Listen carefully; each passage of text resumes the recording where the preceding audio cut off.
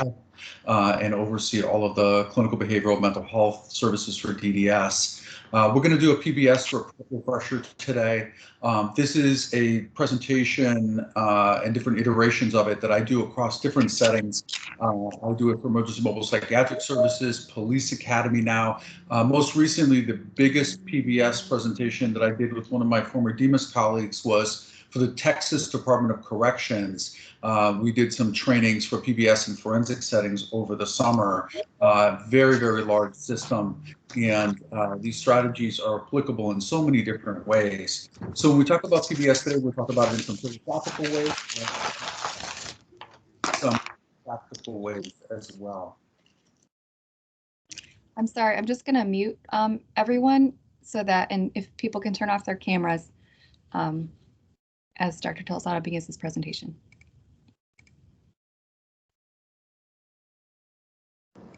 I'm sorry, I muted you too by accident, Dr. Tolsano.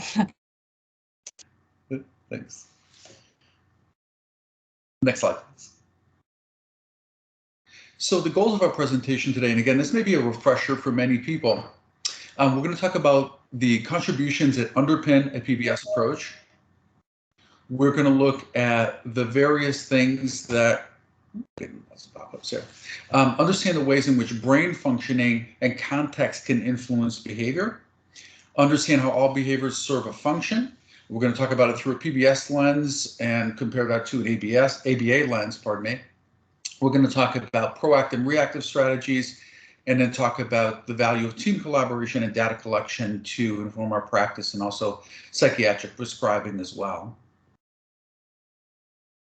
So PBS, in the way that we practice it under the DDS umbrella, is a comprehensive approach. And by that, we mean that it's individual and team driven.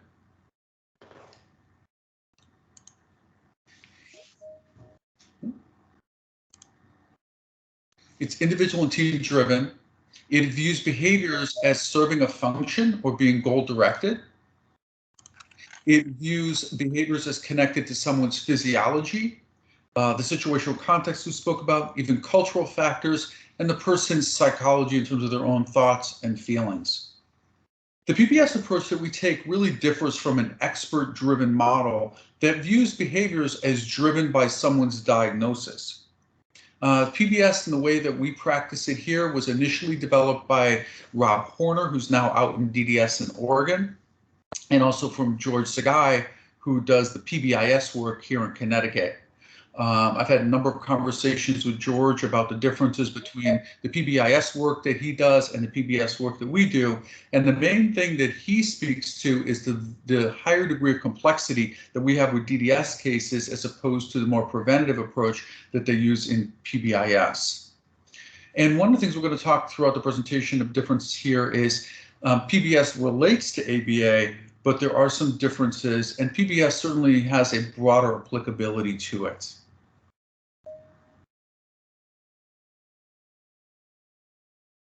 So why do we want to use a PBS approach for the folks that we serve?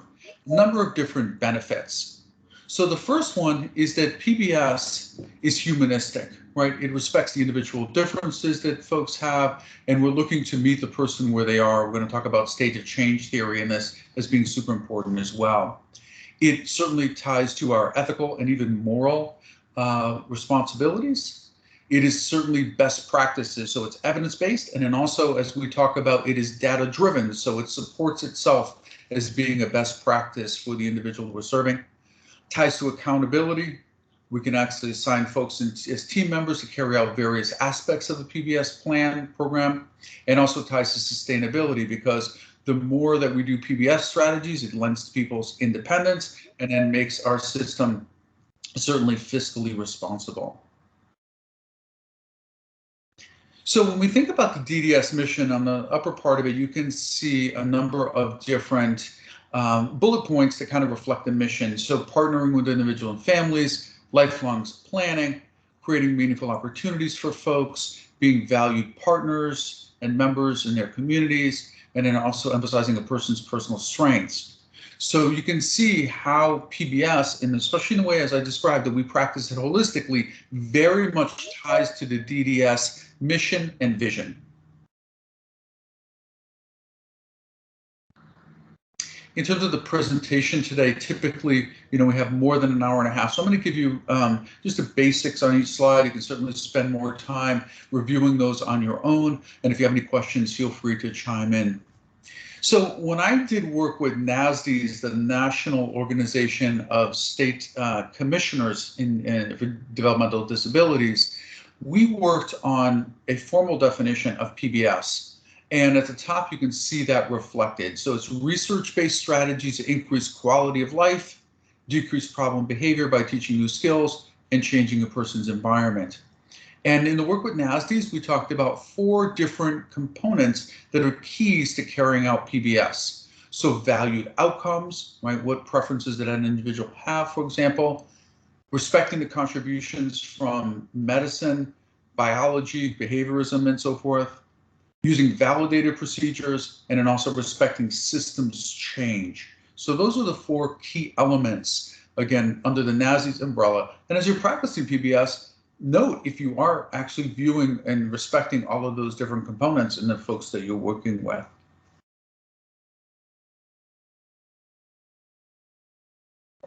One of the areas that I like to talk about more so in this presentation is understanding basic brain functioning and how that influences behavior. For those of you who've participated in my psychotropic medication presentation, I talk about this more in depth. And actually, at some point, I was sharing with Commissioner Sheff the other day that I'd like to actually expand this out and do a presentation on understanding anxiety and trauma responses in the context of developmental disabilities. So let me give you a quick snapshot of this area of the brain. Some of you have heard me speak about this before, and there's a lot of neuroscience behind this. But what makes this really important is when folks are looking at someone's behavior who has acting out, aggression, what have you, please realize that we're oftentimes looking at someone's behavior from the rational part of our brains, and that individual is limbically driven. Okay, so the limbic system of the brain is the most powerful part of the human body, and it will drive behaviors significantly. Okay, so when you think about the triune or 3-part brain, we have the brainstem that controls our vital functions. That's not really part of our conversation here, but the other 2 parts of the brain are. Okay, so we have the limbic system, as I mentioned, that's the middle of the brain. It's also called the neo-reptilian brain. And the limbic system actually governs our emotions. It ties to anxiety and trauma responses. So the anxiety response and trauma response part of the brain is absolutely one and the same, which makes it difficult to treat, obviously. With the limbic system, there's a number of key parts. The one that people talk about all the time is called the amygdala. There's actually 2 amygdala in the brain. They work in unison, and that controls fight, flight, freeze, or fawn, meaning the joining response to folks in their behavior. So the limbic system, again, is oftentimes why folks may act the way that they do, particularly when they have developmental disabilities, because the cortex or upper part of the brain that's responsible for higher order thinking and executive functioning is not as strong. Okay, so there's this constant interplay between the limbic system and the cortex. Cortex is a Latin word for bark. It's the outer part of the brain. It serves about 20 different functions, some of which are listed on the screen. So being grounded in time, thinking flexibly, decision-making, inhibiting good behavior, initiating good behavior, inhibiting bad behavior, self-monitoring, empathic understanding, and so forth. So the cortex and the frontal part of the brain do a tremendous amount. And a lot of stuff, as I said, that we deal with in the context of developmental disabilities is really related to cortical deficiencies, deficits. We talk about folks, for example, with autism, right? The mirror neuron strip, which is in the back part of the frontal lobe, that's the system that helps us to empathize with other people and use theory of the mind. So again, that's part of cortex. So there's a lot here that's happening with the cortex, especially the prefrontal cortex. The center of it governs our own behavior, and then as we expand out, it ties to understanding other people's behavior as well as that motor cortex. So again, the reason why I share this, when you think about the folks you're working with, or having behaviors of concern, remember, they're limbically driven. When you're training staff and talking with staff, get them to understand that the limbic system is oftentimes the driver, especially for folks who've been traumatized, because it's there for safety and protection, and that's going to override everything.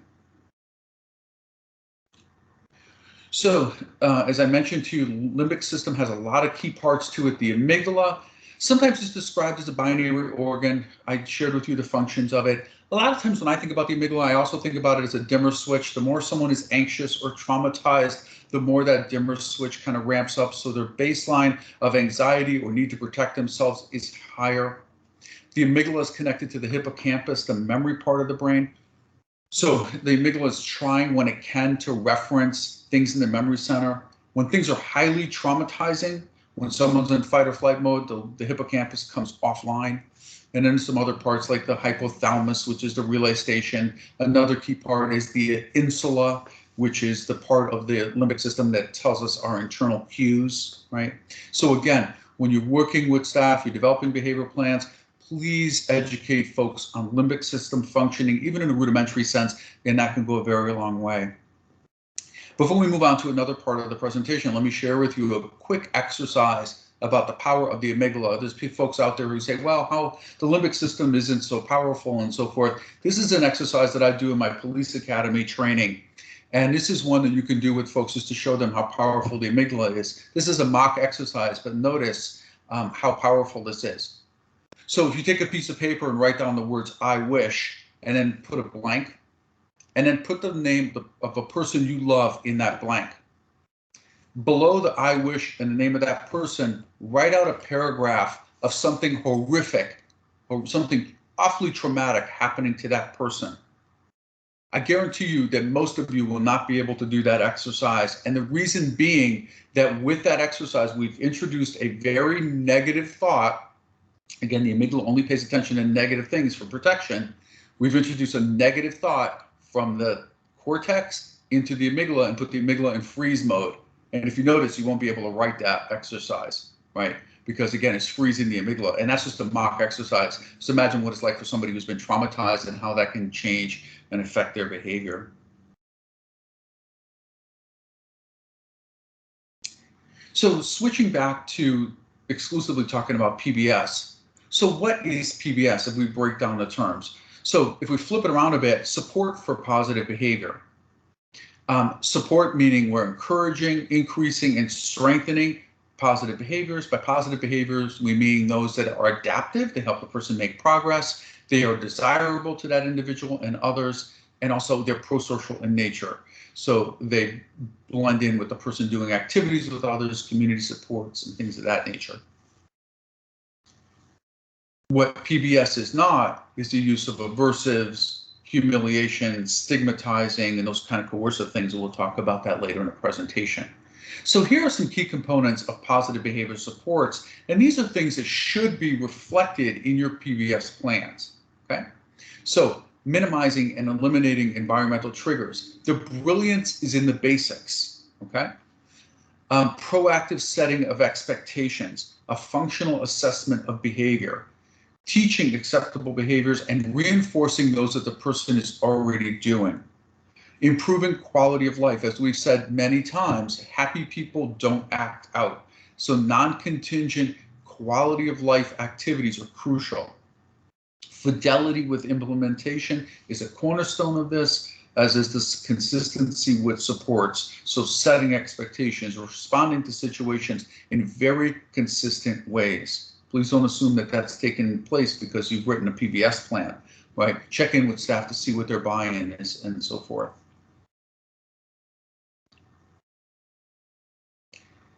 Circling back to terminology, so adaptive behaviors, as I mentioned a moment ago, enhance progress, maladaptive behaviors inhibit somebody's growth and development, right? In the context of trauma, please remember, at one point, a behavior may have been adaptive for that person, and now it's become maladaptive, okay? So many models that we look at, whether it's looking at it through a PBS plan of something being once a trauma-informed PBS plan, of something once being adaptive and now becoming maladaptive, or we look at from a dynamic model of defense mechanisms, right? Defenses help somebody at the point they don't have support. Down the road, they often cost a person tremendously in terms of their functioning and affect their personalities. So difference in terminology, but the same kind of mechanism. What was once adaptive has now become maladaptive. That's the lens we recommend. Ongoing terminology. So targeted positive behaviors. I prefer not to use the term targeted negative behaviors, rather behaviors of concerns we'll talk about in a minute. Targeted positive behaviors, meaning those are the ones you want to achieve, aim for, hence the target, instill, increase, and maintain.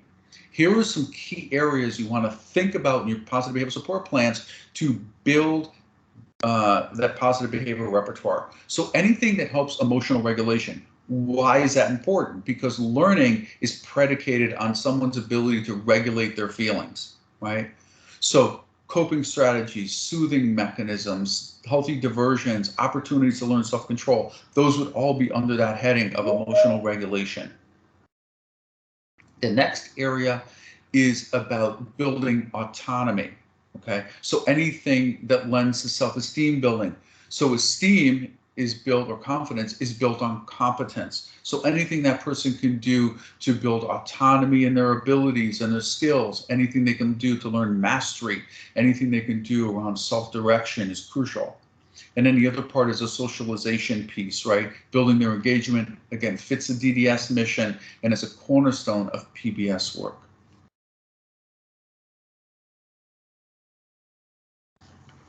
On the flip side, we have the behaviors of concern. Again, some folks may label these targeted negative behaviors. So these are behaviors we obviously want to decrease or eliminate. These would include things like verbal outbursts, physical aggression, property destruction, even perseveration, poor boundaries, and so forth.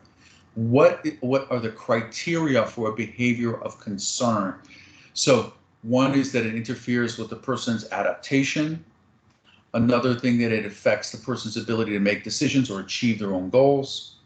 The third thing, and this kind of ties to the whole PRC piece, is that it results in a psychotropic medication being prescribed to modify their behavior. And then lastly, of most importance, the behavior poses a risk to the person's health and safety. And not everything that we see is going to obviously meet criteria for being a positive, for being a behavior of concern. When you think about positive behaviors, the supports, the big area is really identifying function of behavior. So here are some aspects that you can look at when you're doing a functional assessment. So functional assessment is different than functional analysis. Functional assessment is where we're understanding the purpose of someone's behavior. Functional analysis, although those tools are used interchangeably, are not the same. Functional analysis is where we manipulate the environment to bring out the behavior to actually see what's triggering it. So a functional analysis could be part of an assessment, but they're not the same. So the first thing we want to think about is, what's the topography of behavior? Consensus on a description of the behavior, okay? This is where I think ABA does well. It describes what the behavior is and what the behavior isn't.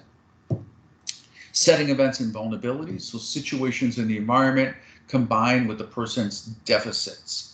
We want to always think about how those two things come together. We do not want to play to someone's vulnerabilities, okay? And this is where good assessment can form your behavior plans, okay? I will share with you a quick example. I was recently doing a forensic consultation, PBIS consultation, for a sister agency. And it's a highly involved forensic case. They have positive behavioral support guidelines in place. A lot of aggression happening on the part of this gentleman. One of the things is that the environment is not necessarily supporting him well. When you look at his vulnerabilities, he has high visual spatial skills. His IQ visual spatially is about 112, which is nearly above average.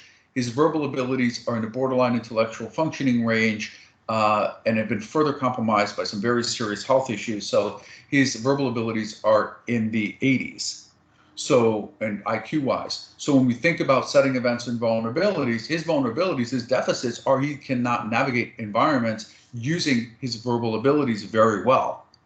And the setting events are people keep giving him verbal verbally mediated instructions. So again, we have a confluence of things here that actually create a problem rather than minimize it. Antecedents and triggers are very important. You want to think that antecedents come in all different shapes and forms. Okay, so what occurred immediately before the behavior? Okay, when you think about the triggers, they can be fast triggers versus slow triggers. They can be external triggers versus internal triggers. Okay, one of the things I've been speaking a lot to is watch the difference between a trigger, an antecedent or stimulus, whatever wording you like, versus what the person is feeling.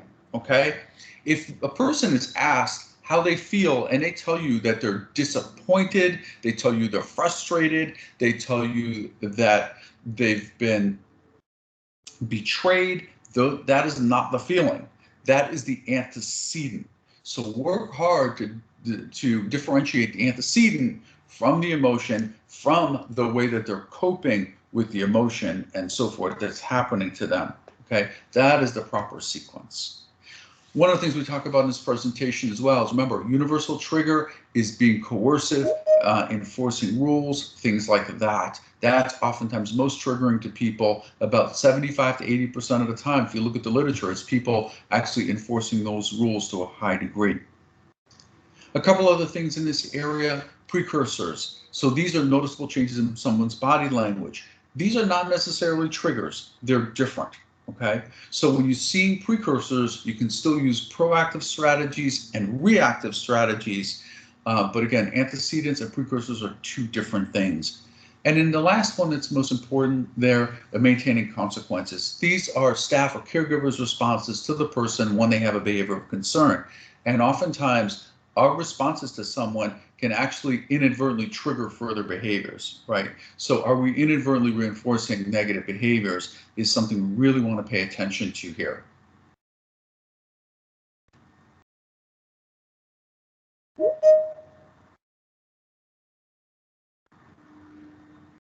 So the next slide, we get deeper into understanding function of behavior.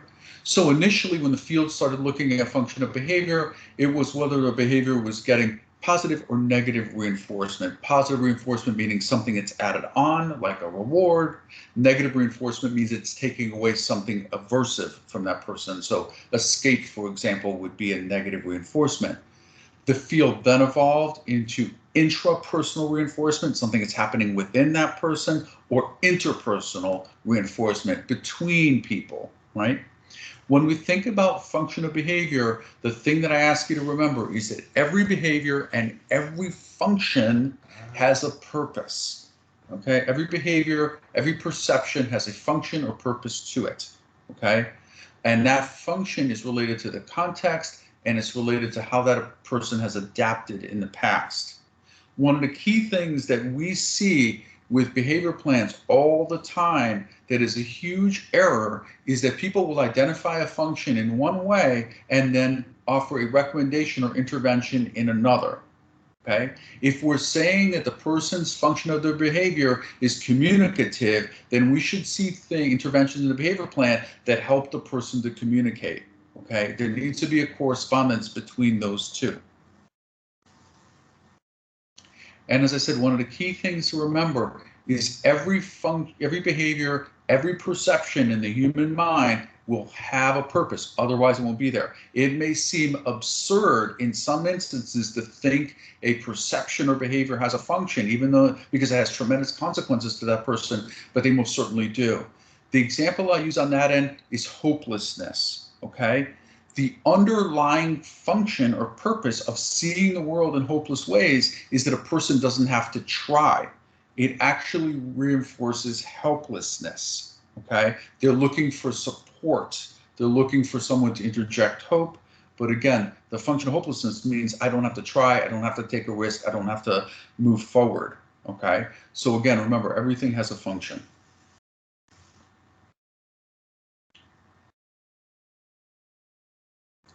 Excuse me. So the next slide reflects the work of Robert Sovner in the early 90s. I know many of you have seen us present on this model before. This is the one that's oftentimes used with developmental disabilities, most applicable. So a behavior of concern, maladaptive behavior, can have one or virtually all four of these functions to it. So the first one is communication. The person doesn't have the ability to communicate, so they do so through their behavior. The second possible function of behavior is that it modulates internal distress. The classic example is self-injurious behavior. That's actually a self-soothing mechanism in the body gone awry. But what it does oftentimes is it releases endorphins and encalphins and adrenaline, and that has a actually calming effect on the body ultimately. So at the point of trauma, it makes sense. Downstream, there's a lot of consequences to it. Another possible function of behavior is it may modulate physical distress. So physical pain is a pathway to distress. And oftentimes people will engage, especially nonverbal folks, will engage in behaviors to try to modulate that pain or discomfort.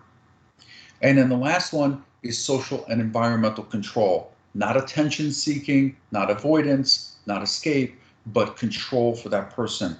That is something that's built into us as human beings. We all need a sense of agency and control. And oftentimes the key here is to identify the person's need for control and give them the perception of control or more adaptive ways to meet that need.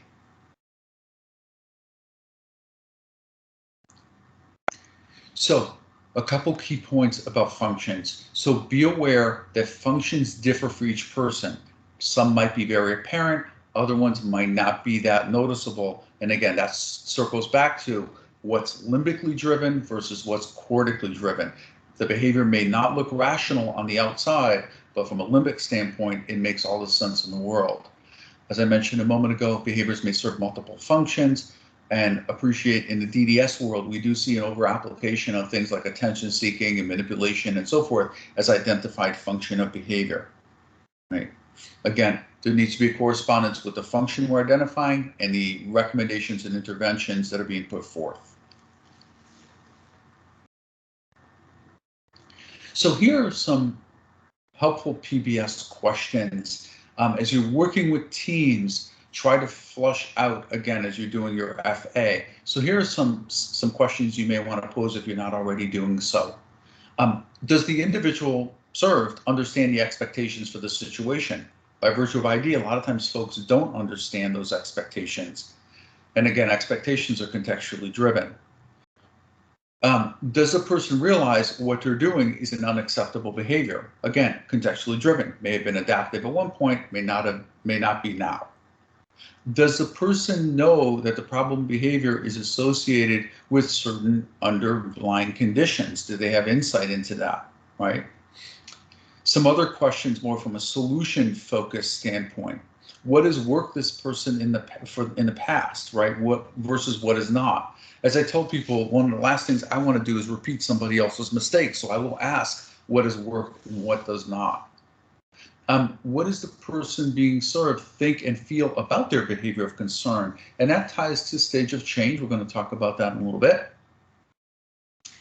Is it within the person's capacity to change this behavior? So for example, we have something that is impulsively driven, especially somebody from moderate to severe ID. Do they have the capacity, the ability, and the skills along that continuum to modulate their behavior?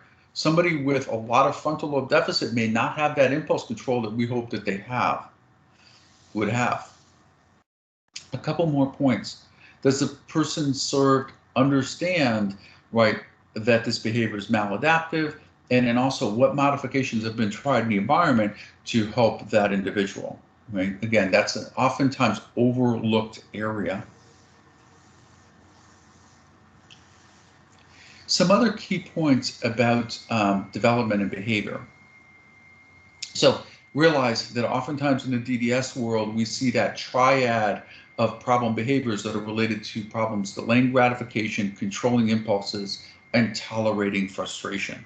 Okay.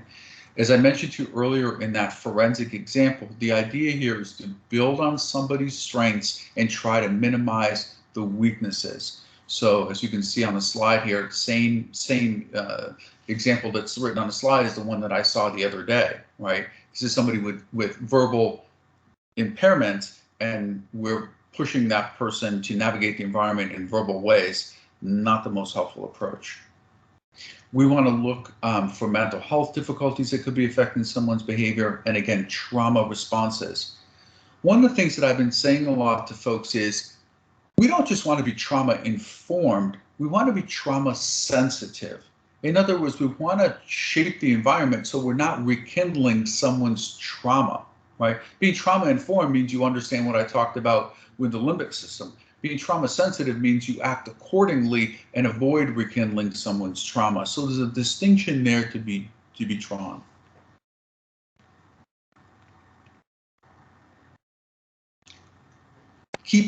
More key points about development and behavior. So again, realize what is within the person's control and what may be out of it. Okay, so a good example of that is, does this person, are they capable of understanding multi-step directions? A lot of folks with ID can only handle 1 or 2 step directives, yet staff and caregivers are giving this person multiple step directives, and it leads to behavior of concern. A couple things to look for as well: psychosocial masking. Okay, the person is in agreement on the surface, but beneath it, they don't have comprehension of what we're asking them. In that forensic consult that I mentioned, I had shared with a psychologist I was consulting to that it was certainly a likely scenario that the case we're working, this guy's masking. She said in team meetings, he goes along with everything, and then 5 minutes later, he's back to the same behavior. And I said, well, it sounds like he's got a lot of masking going on, right? The other thing we want to think about is behavioral problems may or not be associated to mental health issues or someone's IDD. And in that sense, we want to really think about something called diagnostic overshadowing bias. A lot of times when we look at someone's behavior, we may get pinned on a particular aspect, right? Their ID level or a schizophrenia diagnosis or a personality related issue, and then we attribute everything to that particular issue, right? That's called diagnostic overshadowing bias. And it happens in all different forms of medicine, right? Somebody has a cancer diagnosis and every ache, pain, ailment that they have is attributed to the cancer rather than looking beyond that. So be very careful in working in this realm that you don't fall prey to diagnostic overshadowing bias. As I mentioned to you a couple of times so far, one of the key aspects of this presentation is incorporating in the idea of stage of change or readiness to change. This is an area I think is really poorly understood, and this is a lot of times where providers and teams go awry. Okay, if you're not familiar with stage of change, it comes from the work of Prochaska and DiClemente in the 70s. They were 2 psychologists that worked for the VA who were tasked with coming up with a smoking cessation model. And now stage of change has been applied to so many things: addictions, family systems. I use this in everything that I do, whether it's supervision, behavioral programming, psychotherapy, systems consultation. I'm really looking to see where an entity, whether that's a person or a system, is in terms of stage of change, because that's going to guide my interventions. Okay. This is also known as the trans-theoretical model. So let me take you through stage of change. They don't necessarily play out in a linear fashion, but that's the way that I'm going to describe them. And again, this is the framework that I use to understand all human behavior or behavioral change. So the first stage of change is pre-contemplation. It's characterized by the person having very poor awareness of the behavior. They may be denialistic. They may even be rebellious about it. Next stage of change is contemplation. The person is ambivalent about the behavior. They have mixed feelings about keeping the behavior or letting it go. This is where we really want to look at the function of behavior, right? Because when you think about it, if someone's in contemplation, it's not oftentimes the consequences that are keeping them locked into this, or fear of consequences, whatever that may be. It's really the function of the behavior that's keeping them in it, right? So if you think about alcoholism, for example, all right, a person may be aware of the 10 consequences that they're suffering as a result of their excessive drinking. They may be aware of potential job loss and family disruption and poor health and so forth. But The fact that alcohol modulates their anxiety or gives them the social connection or whatever, or self-medicates their mood is what's keeping them in it. So again, if somebody's in contemplation, think about the function of behavior. The next stage of change is preparation, being willing, thinking about a plan in the next 30 days. And then comes action. The person is demonstrating behaviors, a commitment in real life. And then the last stage for our intents and purposes is maintenance. A person has stayed changed, so to speak, for 3 to 6 months, and we're focused on relapse prevention, okay? When you're assessing stage of change, the thing I would recommend, again, if you're working with a person, a team, or whatever, is to ask the question, what do you think about X? Their response to that very basic question will let you know where they land in stage of change, okay? And the example I use a lot of times in this presentation is alcoholism. I've had many clinical scenarios where somebody is saying to that individual, you need to go to AA, you need to get a sponsor, this and that. That's an action-oriented strategy. And then you come across and say to the person, what do you think about your drinking? And they say, I don't have a problem. They're very much in pre-contemplation. Or they may say, I can't imagine myself giving it up right now, but maybe in the future. They're in contemplation in that case. So again, the reason why I share this is when you do your behavioral plans, watch for a therapeutic mismatch, a therapeutic error where your suggestion, action-oriented strategy to somebody who's in an earlier stage of change, okay? You're absolutely not going to get movements, right?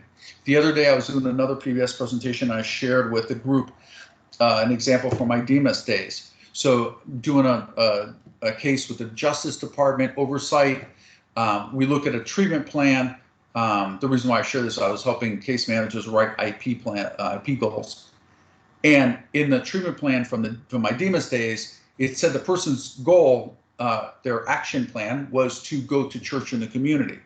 Well, this person had not been off the hall, the unit that they were on, in years, okay? So the suggestion is community-based action to somebody who was very pre-contemplative. She could not even imagine herself leaving the building, okay? So again, wicked mismatch, and we're not going to get any movement.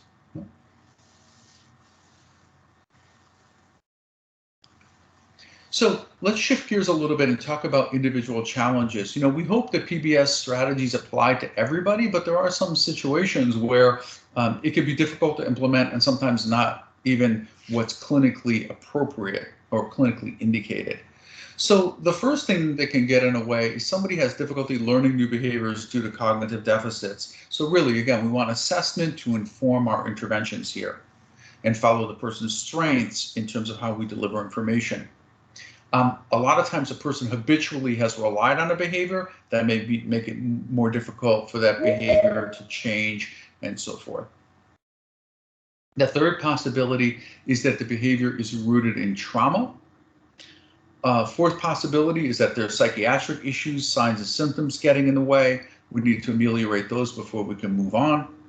And then the next two is that we have someone who is unwilling or unmotivated to engage in positive behavioral supports due, for example, to narcissism or borderline personality dysfunction. And then some people are not even candidates for PBIS. I mentioned working in forensic facilities. So, for example, somebody who's severely narcissistic, sociopathic, we don't want to implement PBIS strategies for that person because now we're creating opportunities for them to actually aggress. So again, here's some things that may get in the way or some things that may be contraindicated in the use of PBIS.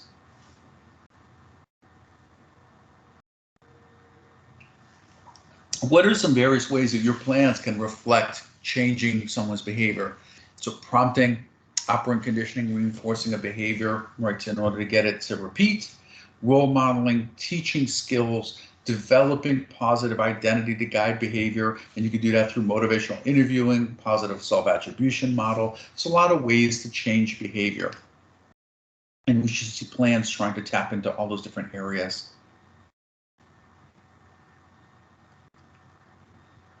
One of the key things we want folks to take away from the presentation is this. The overarching goal in the way that we practice PBIS is this. Our aim is the presence of the person engaging in targeted, adaptive, and prosocial behaviors. It's not just the absence of challenging behavior, right? So when the person's engaged in adaptive behavior, it just makes the bad stuff go away. That's the philosophy that we want people to really think about when you're developing a PBS program for someone, okay?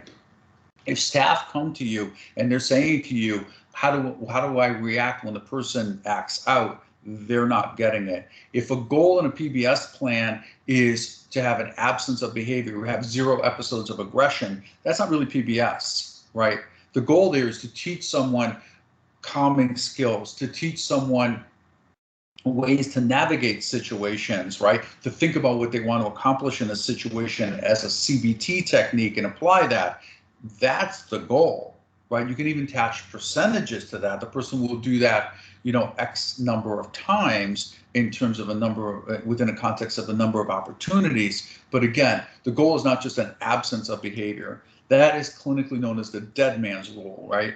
We don't want to fall prey to that. A dead man could have 0 behaviors. We want to see the presence of adaptive behavior. That's the cornerstone of the approach. What are some staff and caregiver qualities that are consistent with PBS? So here are some, obviously these are self-explanatory, being supportive and respectful, highlighting the person's strengths and so forth. But the main thing we want to think about though is investing in a person, right? When you look at resiliency in terms of traumatized children, what makes kids resilient? It's not IQ, it's not socioeconomic status. Their ability to cope with the environment and be resilient is having someone who believes in them, someone who invests in them. Okay? So really, really key point, and that's the stance that we want staff and caregivers to take. Here are some, as I mentioned to you, we've talked about PBS both philosophically. Here are some nuts and bolts practical things to think about when you're crafting your plans. Obviously, many of you are seasoned and you have an idea of how to do these already, but just to reinforce the point. So we want directives to be in very short phrases. We want things to be very concrete in 1 or 2 steps. We want people to set expectations. Watch very carefully for people using slang expressions, right? This person will act appropriately. If you're giving staff a behavior plan where it says the person should act appropriately, well, how do we define appropriately? If it's confusing for the staff, it's going to be very confusing for the person that they're serving. And the last point on that slide is watch for contingencies. It's not if then, it's after then, when someone does something then. So we want to think more PREMAC principle, critical scheduling rather than doing contingencies, because that just leads to coercion.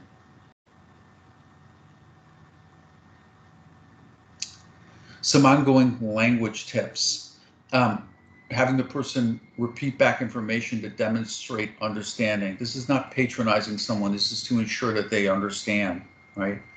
Again, thinking about their cognitive strengths and weaknesses as the modality we want to communicate. Person first language. We want to think about allowing extra time for processing, realistic expectations, consistency with language between providers. We also want to have people to take directives as needed and avoid assumptions.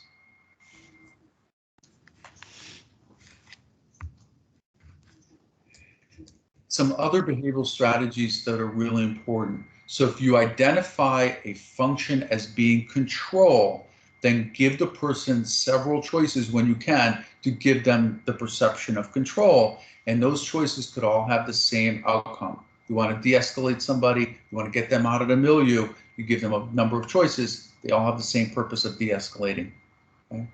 Remember that reinforcement, when you're training staff, reinforcement, verbal praise needs to happen within 1 minute, especially with ID. If you delay reinforcement, it's not going to be helpful because the person is not going to be able to connect the reinforcement to the behavior they engaged in. Compassionate inquiry, working with someone who has verbal capacity, developing your plans around this concept, having staff prompt the person and ask them, what does it say or tell us about you that you did a certain behavior? Again, it builds identity. They're internalizing the positivity. That makes it easier for them to engage in the behavior going forward. And then shaping rewarding successive approximations is another one, right? You can do incremental goals in a behavior plan. That's perfectly fine. You don't have to do everything in one fell swoop. The main proactive strategy we want people to think about putting in their plans is the use of affirmative language to set expectations, right? This is where oftentimes people go wrong. If you're not setting expectations with someone, you're missing the boat. And we want to set expectations in affirmative language, as I mentioned. We want to tell the person what we want them to do rather than what we do not, okay? So instead of saying, stop talking loudly, it's low voice. Staff models what a low voice should be like. Instead of saying don't hit, it's hands down. Everybody uses consistent language in that way, okay? Even for something more complicated or abstract, someone stealing, right? Instead of saying don't steal, it's only take what you're going to pay for in the store. The reason why we put such an emphasis on setting expectations and using affirmative language is watch out for engrams. Engrams are kind of memory traces. They're hotspots that develop in the brain. And if you say to someone, don't hit, they're not going to hear, especially when they're dysregulated, they're not going to hear the word don't, they're going to hear the word hit, okay? If you don't believe in the notion of engrams, if I say to you, don't think about an elephant, what are you thinking about right now? I'm sure you have a picture in your mind, image of an elephant, okay? It's the same thing with an engram around problematic behaviors. Don't fall prey to that. The other piece that ties into setting expectations is watch out for working memory deficits. We say to somebody, don't do X, right? Don't sit here. They may not know the alternative. So setting expectations is crucial.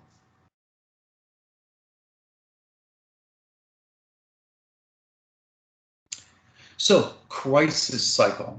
This is something you can actually do when you're developing positive behavioral support plans, is to share with the staff, share with the caregivers why it's important using a diagram like this in terms of when to intervene, right? So we want people to be as proactive as possible. So they're going to intervene when the person is at baseline, right? That point number 1, number 2, right?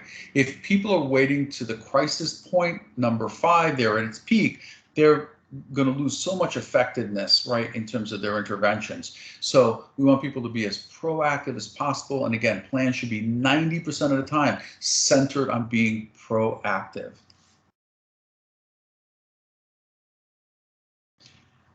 There are instances where we do need reactive strategies. Obviously, these are things that we're going to implement after the behavior of concern.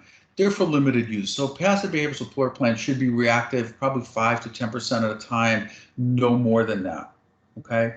And again, if someone is approaching you and saying, what should I do after they act out? They're not understanding PBS, okay? So for instance, I shared with you that forensic consult, and that's not to disparage another entity. They developed guidelines for this gentleman a year ago, and every guideline there is how to intervene with him after he acts out. Nothing proactive, very limited effect, okay, if at all. Okay? When we do use reactive strategies, these should be more around de-escalation.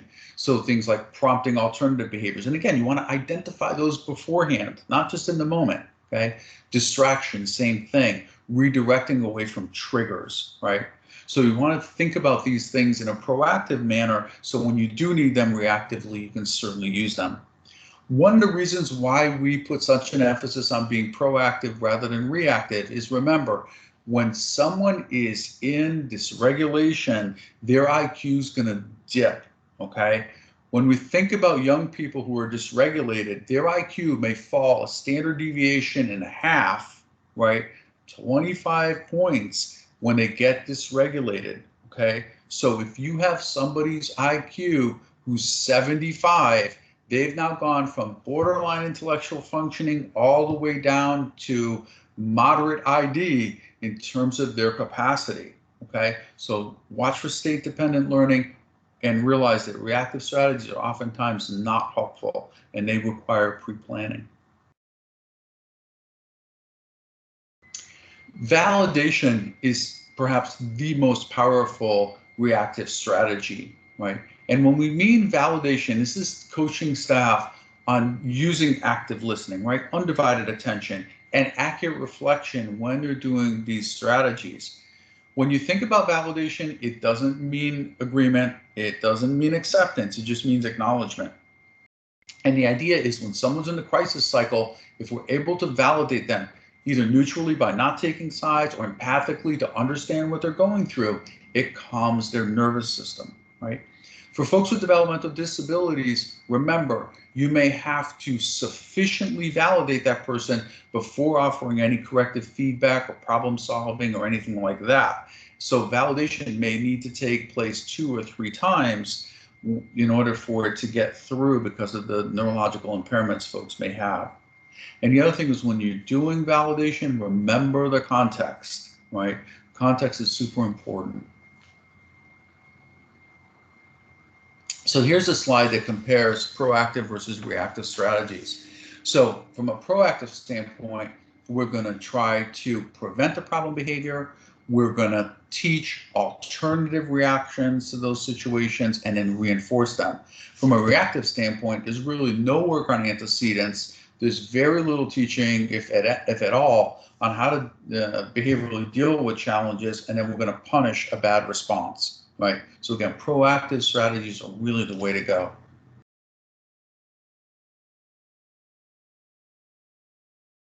You can cycle right through that part. Thank you. So what are some staff and caregiver issues that reduce effectiveness of PBS work? Not everybody is inclined to implement PBS strategies. Some folks don't have the intent to do so. So we have to really think about our audience when we go to implement PBS plans in terms of who's carrying it out. So lacking empathy, being insensitive to the population we're working with, is a huge, obviously everybody's aware, hiring crisis. And people are getting minimal training. So we want to be very careful about who we're asking to implement PBS plans. Sometimes people have a very negative attitude toward PBS. Sometimes folks only want concrete solutions, right? What do I need to do to fix this person kind of mentality? Some people fall into that consequence and reward mentality entirely. Sometimes people will use that authoritarian style in the way they've been parented and the way that they treat the folks that they're caring for. So again, these are all things that really reduce the effectiveness of a PBS approach. One of the things that I spoke about at the outset of the presentation was watching for consequence-based interventions. So when we're talking about coercion, right, we're attempting to control someone's behavior through adverse consequences, and these are different than natural or logical consequences. So here are some consequence-based things that are oftentimes very ineffective. So spontaneous and planned ignoring, taking away rights and privileges, response cost, undue restitution, forcing apologies, and then threatening restraint. Okay, there are a lot of obviously ethical concerns with these things. They may bring about psychological, emotional harm, and it really doesn't teach the person any new skills in navigating the environment. Right, they're just operating from a position of fear.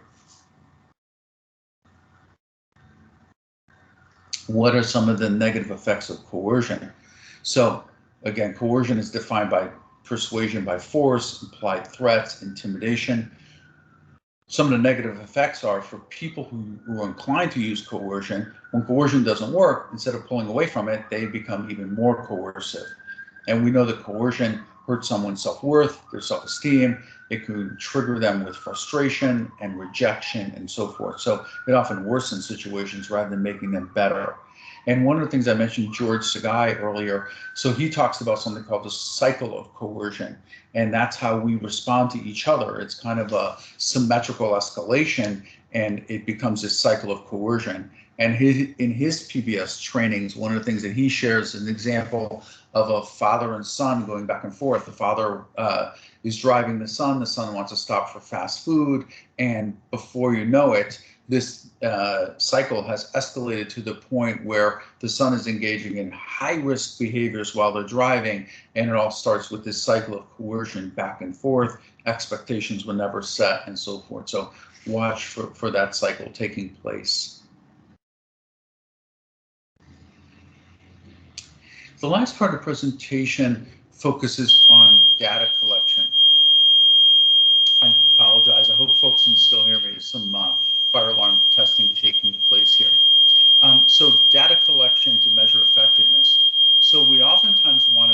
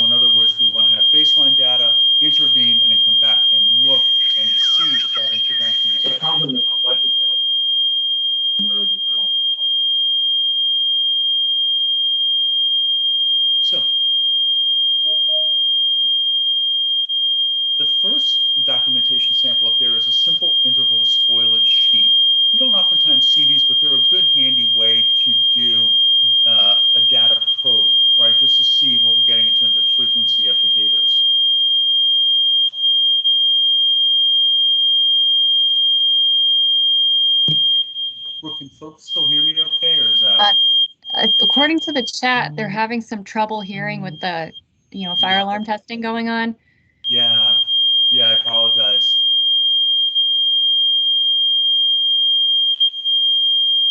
And if we want to take a break here, Brooke, and see if folks have any questions. Sure. Oh, it stopped, right? I muted. That was the release. Yes, if anyone has a specific question, given we're waiting out the fire alarm, please let us know and Dr. Tolosano can take a moment to answer.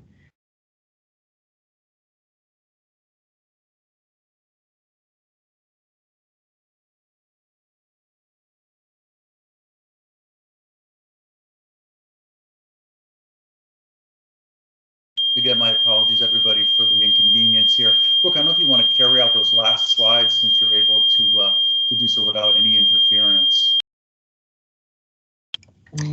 Sure. Yeah, the reason that we had a relief is because Dr. Tolosano muted. The sound is coming from his end. So, if I will, I'm going to talk through a little bit of some documentation. We're talking about using data collection to measure the effectiveness of your PBS plans. Dr. Tolosano, you finished out this slide, and so now we're going to just show some examples of spoilage sheets that may be used to help gather initial documentation. Oh, you good? Yeah, I'm sorry to put you on the spot, Brooke. I'm happy to continue if you like. Oh, perfect. Thanks. Sorry about that, everybody. My apologies. So again, I shared with you interval spoilage sheet. Great way to do a data probe because you're just looking at frequency, topography, right? The description of the behavior and then the frequency of it occurring. And that'll tell you the most salient behaviors of concern. And then you can pick the top, couple of behaviors to address to make things manageable. So the next type of data collection is a classic ABC sheet, antecedent behavior consequence. These are my favorite because they're rich in information. It allows for interaction with the staff to see what is actually involved in these kind of scenarios. So that's one of our go-tos. One of the things we want to really encourage people to do is tracking positive behaviors as well. A lot of times we're so focused on the negative aspects of this, we miss the positive ones. So one of the things we want to see in PBS plans is also a tracking. This is even more important, right? Because again, thinking philosophically, if the person's engaging in positive behaviors, it makes the negative stuff go away. Here we have some different graph examples. So bar graphs, this is one that shows verbal threats and how they can cascade into physical aggression. So this is one where everybody was focused on the physical aggression, but the verbal threats were actually the precursor and interventions needed to happen at that point or proactively before the verbal threats happen rather than just waiting for the physical aggression. The next one shows an annotation. Again, I know most of you who are involved with PRC are well aware of the value of doing annotation for graphing. So med changes, PBS plan strategy shifts, things like that, just to see if it is having an effect, positive effect on the person's behavior. And annotation could be a great way to monitor that. Here we have a longitudinal graph on positive targeted behaviors over the span of time, so we can see how different seasons and different life events can impact someone's profile. And then lastly, we're talking about the team process, right? So obviously we want to recognize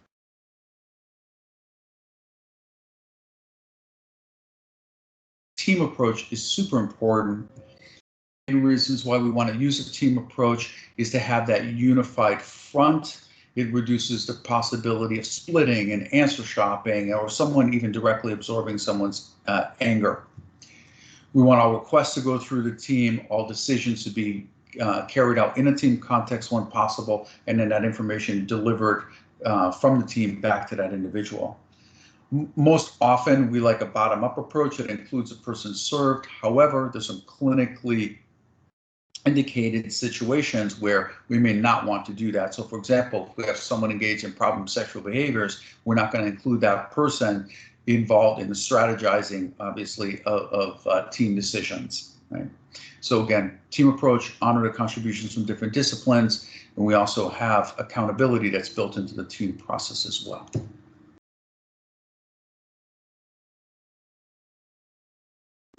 That's the end of the presentation. Again, just an overview for folks. I'm happy to answer any questions you might have.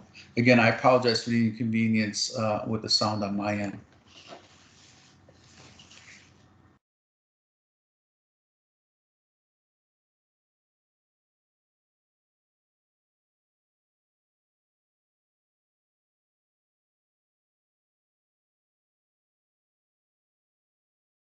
Brooke, any other areas or anything, Rachel and Don, that you'd like me to address?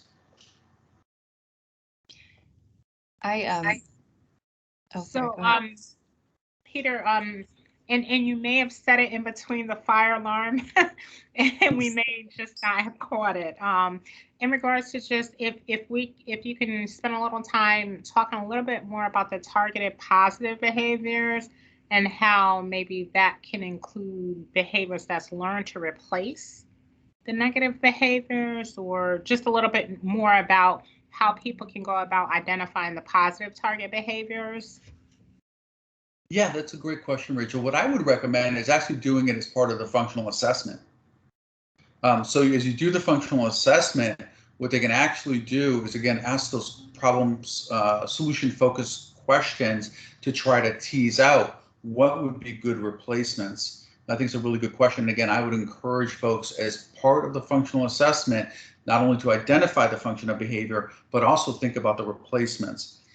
In the bigger PBS presentation, I talk about the criteria for finding a replacement behavior. So you want the new behavior to have the same function, you want it to have the same reinforcement, you want it to have the same timing, right, and the same access, right? So those are things that I think are really important in identifying replacement behaviors. But again, that should be part of the FA. And I think that's very important for everyone to hear, because at one point, the negative behaviors served a purpose and a function that helped the person survive. So when you take that away, Correct. They need something to kind of manage and still survive. Correct. Thank you. Mm-hmm. I see some questions popping up in the chat. There is a question from Paula. Are there any specific rating scales and interview questionnaires that are recommended for the FBA piece specific to PBS? Thank you. Here's a great question. On the ABA end of it, there are. On the PBS end of it, I have not seen anything. Those are things that we're recommending and developing here, but I have not seen any formal measures on that end of it.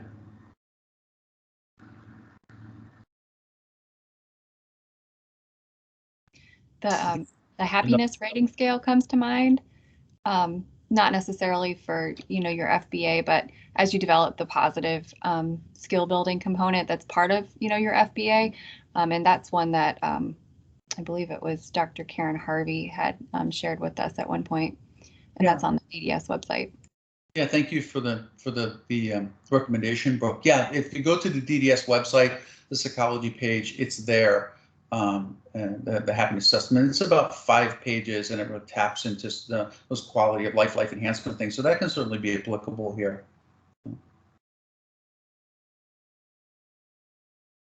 Any other thoughts or questions? I know we've made tremendous improvements. Thank you to all the clinical directors, in particular around the PRC process. We have some ongoing policy revisions. I have done another round of revisions to the PRC policy about the psychotropic med piece, and then also about restraints. So that's being vetted at the commissioner's level, and certainly we hope to roll that out to folks as soon as we possibly can. So best practices around restraints, and then again, best practices around prescribing.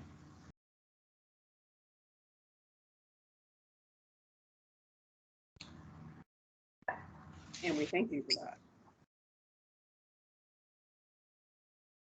Oh, great. PowerPoint is now up in the chat. Thank you, Dr. Lloyd. Oh yeah, I can add the PowerPoint. I just put the presentations that had the happiness assessment, the link to the happiness assessment there. But I'll add the PowerPoint as well, and we'll put that on the website along with this recording. So as I mentioned to folks, while we have the audience here, if folks have any other questions, feel free to chime in. Excuse me. One of the things that I think most people have seen is a psychotropic medication presentation I've done. It's the basics and beyond.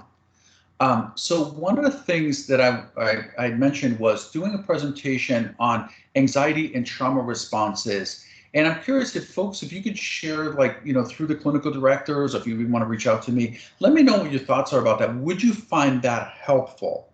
We've done initiatives in the department with Karen Harvey and kind of taking this to a different level in better understanding trauma responses, more on a neuroscientific level. I think that might be helpful to folks, but I'd be curious to hear what people have to say about that. I am rolling out the psychotropic med presentation if folks have not seen it. I'm actually doing it for outside agencies at the beginning of the year. But again, if you have an interest in seeing that presentation, it's 2 parts. They're each about 3 to 3.5 hours long. It's on the PowerPoint is on the psychology webpage on the DDS website. But if you have an interest in it, please let us know, and I'm happy to cobble together a group of, in order to do that presentation again.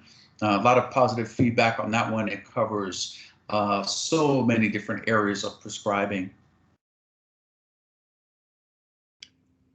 Dr. Talasana, we have a question in the chat. Case management is asking, they have someone now reporting blackouts, quote unquote, with no witnessing of staff. Do you have any strategies to address? I'm sorry, it's reporting blackouts to? The individual is reporting blackouts with no witnessing of staff. Do you have any strategies to address it? And this is, help me to understand the question a little bit better. This is like a blackout, is in like a dissociative episode? Or? Hi, this is Monique. Sorry. I have an individual moved into a new home, and lately he's been reporting to staff that he's having blackouts. No one ever sees him. He says he's self-reporting this, and their protocol is to call the nurse, make appointments, and physically there's no signs of him falling, no injuries whatsoever. This is all him self-reporting blackouts. I know he has a pseudo for having seizures, reporting that he has seizure. Now he's changing it to reporting blackouts instead of saying he's having a seizure, because he was tested and it shows that he's not having seizures. So now he's reporting he's having blackouts. So they're shipping him off to the hospital, and no one's actually witnessing him having these blackouts. Yeah, I appreciate your challenge there. It's a very, in my initial impression, that's a very wide area. So, even though he's not reporting something medical, or they're not finding something medically when he goes to the ER, I would start there. Be sure he's not getting orthostatic hypotension. In other words, when he stands, he's getting lightheaded. He's not having a syncopal episode. I don't know what this guy's background is in terms of age and so forth, demographics. I would start there. Be sure you rule out all the medical things. If it is, I believe you mentioned something about psychogenic non-epileptic seizures. So those are oftentimes underpinned by episodes of anxiety and panic. You want to make sure that you rule out trauma in this mix. Again, I wish I had more specifics to offer there, but it could be so many different things that drive that. I would look, to collect data on time of day, who he's reporting it to, are there any signs coming before it? Try to gather as much data and rule out the medical piece and kind of go from there. Okay, thank you very much. You're welcome. You're welcome. That's a really challenging one. I mean, I've had that happen. Psychogenic non-epileptic seizures are a very challenging thing to work with if that's what he's having. They're very rare, and there's a lot of complexity in dealing with those. But again, it could be something medical. I would be very sure to rule that out. Make sure his blood sugar is steady. You know, just because he's taking trips to the ER, that doesn't necessarily tell us that they've ruled out something medical.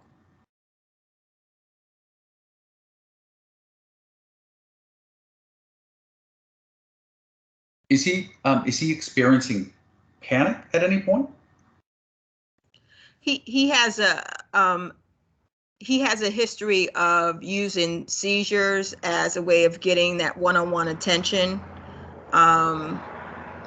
where they've tested him and he'll say he has a seizure and they have him hooked up and there's no seizure whatsoever. And he knows the key words to use to get medical attention at times. So I just find it odd. You know, I've had him on my caseload for 11 years and he's never reported blackouts until he moved to this new home. Now all of a sudden it's, you know, and it only happens when staff's not there. That's when he's reporting it. Yeah. I would be curious as to why he would resort to reporting seizures if there's no seizure activity. Why does he have to get to that level in order to have his needs further met? From the history, it sounded like he picked it up witnessing someone else do it, and then he started reporting he was having seizures. But now he's reporting that he's having blackouts, because we do have a seizure protocol for him that does not require medical attention unless, you know, they check his vitals and do all of that. So that's what makes it complicated. Yeah. Is he able to talk about these episodes? Does he have yes. insight or anything? Yeah. He talks about it a little bit. He's very vague. He'll say he fell on his butt. And he would do the same thing when he was having seizures. He would just like place himself down on the ground and say, you know. Yeah, again, a lot of possibilities. What I would encourage you to do is try to talk with him about what's leading up to this. Is there a better way for him to get control or support or whatever he's looking for? Talk with him about not only the function of that, but also the consequences of that if he's obviously feigning this medical condition. Again, being sure you legitimately rule everything out with that. If it is anxiety and panic based, classically, what drives somebody to go from anxiety to panic is they have a misinterpretation or catastrophic misinterpretation of their physical symptoms that now drives them to the next level. Okay. So if he is having symptoms, I would try to tease out specifically what is happening with his thought process, right? Okay. Because I think he has anxiety of he moved to a lesser staffing. And so, you know, I have a feeling it's the anxiety of there's no staff, because he's only reporting when there's no staff in the apartment. Sure. So the anxiety of being by himself. Sure. Yeah, not to get too specific with this. I mean, if you'd like to reach out to me at any point to talk about this, I'm more than happy to discuss with you. The things I would encourage you to look at based on what you're describing, again, I'm only getting a snapshot here, but I would encourage you to think about, so if he has anxiety, now he gets symptoms of anxiety, somatic symptoms, he now catastrophically misinterprets them. You know, his heart's racing, and then the misinterpretations, I'm going to die, right, or whatever, it can elevate him to the next level of panic. When it comes to anxiety, the paradigm I would probably think about would be the one from mind over mood. Is he overestimating the threat? Is he underestimating himself? And that would fit right into that other, you know, misinterpretation piece as well. Okay, that sounds good. Yeah, take a look at some of the mind over mood stuff. Again, it's really helpful in this regard. Any other questions? Thank you guys for the kind words. Again, I apologize about the disruption with the noise.